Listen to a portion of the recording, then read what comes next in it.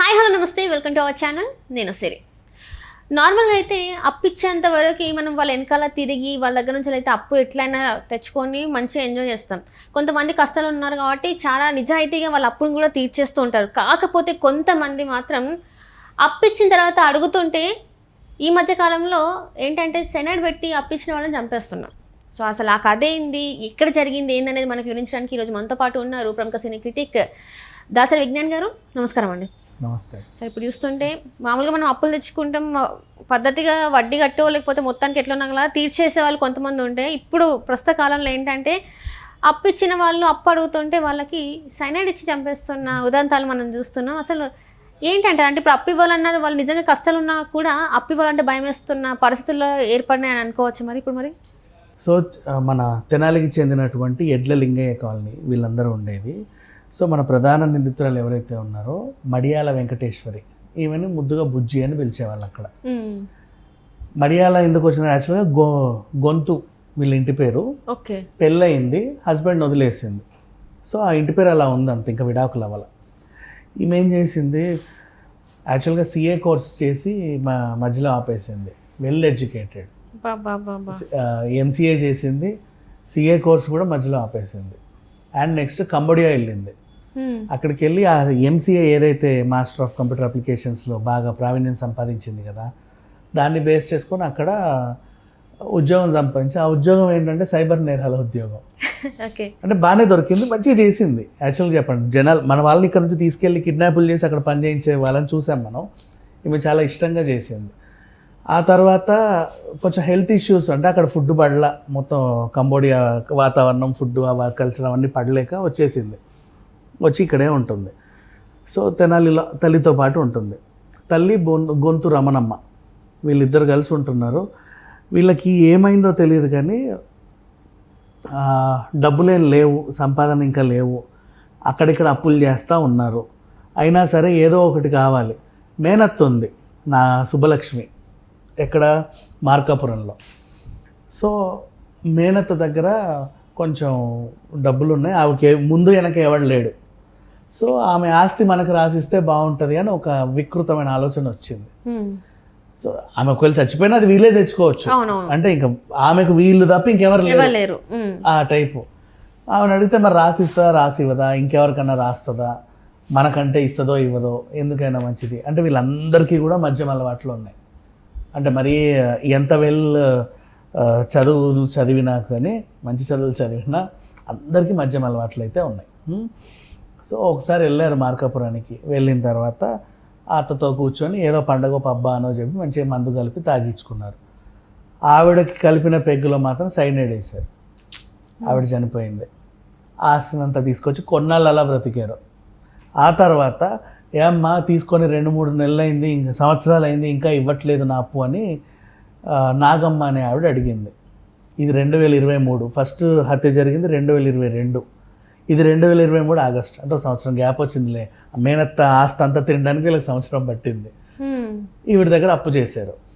ఇవ్వట్లేదు అని అడిగినందుకు ఈమెను కూడా ఏదో చేస్తే బాగుంటుంది, రాక నాకు పర్లేదు, దా కూర్చో, కూల్ డ్రింక్ తాగు అని చెప్పేసి, ఆమెకు మందలు పట్టలేదు పాపం. ఇదిగో కూల్ డ్రింక్ తాగని కూల్ డ్రింక్లో సైనైడ్ వేసి కల్పించారు. అవుట్ నాగమ్మ అక్కడితో. ఇక వీళ్ళ బ్యాచ్ కూడా అలాగే ఉంది. వీళ్ళు ఇంకా అడ్డమైన రాచకార్యాలు కూడా బాగా ఎలుగబెట్టేవారు డబ్బుల కోసం. ఆ ఏరియాలో మందు తాగడం, ఇంకేవో పనికి మళ్ళీ పనులన్నీ చేయడం, చిల్లర సంపాదించుకోవడమే వీళ్ళ పని. ఇంకా అంతకుమించి వేరే డ్యూటీసే లేవు, తల్లికైనా కూతురికైనా, వీళ్ళలాగా ఉన్న ఇంకొంతమందికైనా.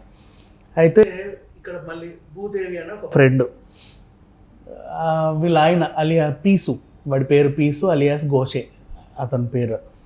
సో రోజు తాగొచ్చి నన్ను కొడుతుండు అని చెప్పేసి వీళ్ళ కంప్లైంట్ ఇచ్చాను. యాక్చువల్గా తాగొచ్చి కొట్టట్లా, మీ ఆవిడ గురించి మాకు ఏవేవో తెలుస్తున్నాయరా అని ఫ్రెండ్స్ చెబుతుంటే నిజమేనా అని రోజు తాగొచ్చి కొడుతుంటే, ఆమెమో వీడికి అన్నీ తెలిసిపోతున్నాయి నా గురించి, ఎలా వదిలించుకోవాలని చెప్పేసి వెంకటేశ్వరి దగ్గరికి వచ్చింది, బుజ్జి దగ్గరికి వచ్చి చెప్పింది. ఇంకేముంది, వాళ్ళకి రెగ్యులరే కదా అలవాటు ప్రకారంగా. ఆయనకి బ్రీజర్లో 2 చుక్కలు వేసేసారా, సైనైడ్ కలిపేసి ఇచ్చేస్తే భూదేవి సహాయం వెళ్ళి చంపేశారు. అవుట్ అక్కడితో. సో ఇప్పుడు అనుకోకుండా వీళ్ళ కేసులకి భూదేవి కూడా ఎంటర్ అయింది అంతే. ఇప్పుడు తర్వాత రజనీ అనే ఆవిడ వంతు, ఈమెకి పాపం మీరాబీ అనే ఒక ఆవిడ, నాగుర్బి అనే ఒక ఆవిడ ఎప్పటి నుంచో తిరుగుతుంది ఈవిడ వెనకాల, నా డబ్బులు నాకు ఎప్పుడు ఇస్తావని. తిరుగుతుంది అంటే ఇష్టపడి కాదు, ఆమెకు విసిగెత్తిపోయింది. విసిగెత్తి ఏం చేసింది, ఇప్పుడు ఈ కేసుని ఎలా ఛేదించారు అంటే వీళ్ళ దాంట్లో అనుకోకుండా అక్కడ వడ్లమూడి ప్రాంతంలో నిర్మానుష ప్రదేశంలో ఒక శవం దొరికింది. అప్పటి ఎస్ఐ సతీష్ కుమార్ కేసు తీసుకున్నాడు. తర్వాత వచ్చిన ఎస్ఐ రామకృష్ణ దాన్ని కంటిన్యూ చేశాడు. అదేంటో కనుక్కోండి, ఛేదించండి అని చెప్పేసి డిఎస్పి స్థాయి నుంచి సిఐ అలాగే ఎస్పీ వీళ్ళందరూ కూడా గట్టిగా 4-5 బృందాలుగా విడిపోయి చేపడితే పలానా రజనీ అనే ఈవిడకి ఏదో సంబంధం ఉందని తెలిసింది. నాగుర్బీకి రజనీకి ఏం సంబంధం అంటే, నాగుర్బీ తరచూ రజనీ వాళ్ళ ఇంటికి వెళ్ళి గొడవ పడేది, నా డబ్బులు ఎప్పుడు ఇస్తావు అని. ఆమె ఏమైనా చేసి ఉంటుందేమో కనుక్కోండి అని ఒకరిద్దరు చెప్తే రజనీని పిలిచారు. రజనీని పిలిచి ఆ సీసీటీవీ ఫుటేజ్ ఆధారంగా చూస్తే రజనీ ఈమె ఒక ఆటోలో కూర్చొని అటువైపు వెళ్ళడం చూశారనమాట. ఆటో డ్రైవర్ని రజనీని విచారిస్తే చెప్పారు, ఏం చేశారు అంటే ఇట్లా అప్పు ఇవ్వాల్సి ఉంటుందండి మాకు, అందుకని చెప్పేసి సైనైడ్ కలిపి చంపేశాము. సైనైడ్ ఎలా కలిపాము, మందులో కలిపిచ్చాము, తాగింది చచ్చింది. ఆ సైనైడ్ నీకు ఎవడిచ్చాడు, ఈ సలహా ఎవరిచ్చారు, పలానా వెంకటేశ్వరి. అమ్మ వెంకటేశ్వరి రా, తల్లి కూతురు ఇద్దరిని పిలిచి వీళ్ళని కూడా ఇంకా ఎప్పటి నుంచి ఏమేమి చేస్తున్నారో చెప్పండి అంటే ఇప్పటిదాకా వచ్చిన స్టోరీలన్నీ బయటకు వచ్చాయి ఆ ఒక్క శవం వల్ల. నెక్స్ట్ వీళ్ళకి ఎవరయ్యా బాబు ఈ సైనైడ్ సప్లై చేసేదంటే ఎవడో కృష్ణ అనేవాడు, తెనాలికి సంబంధించినవాడే, వాడు సైనైడ్ వీళ్ళకి సప్లై చేస్తున్నారు. సో ఈ క్రమంగా వీళ్ళందరినీ అరెస్ట్ చేశారు. ఇప్పుడు 3 మహిళలు, ఒక జెంట్స్ చనిపోయిన వాళ్ళల్లో. ఇంకా 3 మళ్ళీ అన్నపూర్ణ అండ్ మీరాబీ అనే ఒక ఆవిడ, వరలక్ష్మి అనే ఒక ఆవిడ. ఈ 3 కూడా వీళ్ళు వాలంటీర్లు అనమాట ఆ ఏరియాలో. వీళ్ళని కూడా చంపడానికి పథకాలు రచించారు. ఇంకా అది ఇంప్లిమెంటేషన్ స్టేజ్లోనే ఉంటే ఇంకా ఎగ్జిక్యూట్ కాకముందే అరెస్ట్ అయ్యారు. లేకపోతే ఇప్పుడు ఇంకో 3, మొత్తం 7 హత్యలు ఉండేవి వీళ్ళ ఖాతాలో. ఓవరాల్గా జరిగింది ఇది. సో వీళ్ళని పోలీసులు అయితే ప్రజెంట్ అరెస్ట్ చేసి రిమాండ్కి అయితే తరలించారు. ఎప్పటి నుంచో అంటేసి నెత్తుటి మరక లేకుండా, కత్తిపోటు లేకుండా, అసలు గొంతు నులమకుండా, ఉరేయకుండా, కొట్టకుండా, తిట్టకుండా, ఏమీ చేయకుండా చాలా సింపుల్గా నవ్వుకుంటా చీర్స్ అని చెప్పేసి తాగించేసి చంపాడు. అంటే ఇవన్నీ చూస్తుంటే ఒక సినిమా స్టోరీ లాగా అనిపిస్తుంది. సినిమాని 2022 నుంచి జరుగుతుంది మా ఇది. ఇంకా దేవుడి దయ వల్ల వెంకటేశ్వరి ఆ భర్తను చంపలా. ఇంకా ఇదొకటి ఉంది, ఎందుకంటే ఊరికే అంటే విడిపోయి ఉన్నారు కాబట్టి వదిలేసింది, విడిపోయి ఉన్నారు అంటే వీళ్ళకి వేరే వేరే కార్యకలాపాలన్నీ అలవాటు పడ్డాయి. అలవాటు పడ్డేసరికి మొగుళ్ళు నిలదీసేసరికి వదిలేసి గట్టిగా కరాఖండిగా ఉంటున్నారు. వాళ్ళు కరాఖండిగా ఉండొచ్చి కొడితే వీళ్ళతో కలిసి ఆ భూదేవి హస్బెండ్ని చంపేసింది. అప్పు కోసం రజనీ చంపేసింది. ఎలాగో అప్పు ఇచ్చిన నాగమ్మని వీళ్ళే చంపేశారు. మేనత్త పాపం ఒంటరిగా ఉంటుంది కదా, ఊరెళ్ళి మరి ఆవిడకి మందు తాగించి మరి అక్కడ చంపేసి వచ్చారు. ఆస్తిని తీసుకొచ్చి తిన్నారు. ఆస్తి అంటే పెద్దగా ఏం ఉండవు, మా ఇల్లు ఉంటుంది, ఆవిడకి సంబంధించి కొన్ని నగలు ఉంటాయి అంతే. పెద్ద ఆశ అంటే కోట్ల కూడా ఉండవు. వీళ్ళ ఆశ కూడా ఇంతే. రైట్. అంటే దీని ప్రకారం ఏంటంటే ఎవరికన్నా అప్పిచ్చే ముందు మనం ఆచితూచి ఆలోచించి ఇవ్వాలి. అప్పిచ్చే ముందు అప్పు తీసుకునే ముందు అనేది పక్కన పెడితే ఈమె చదువుకుంది, సిఏ, చార్టెడ్ అకౌంటెంట్.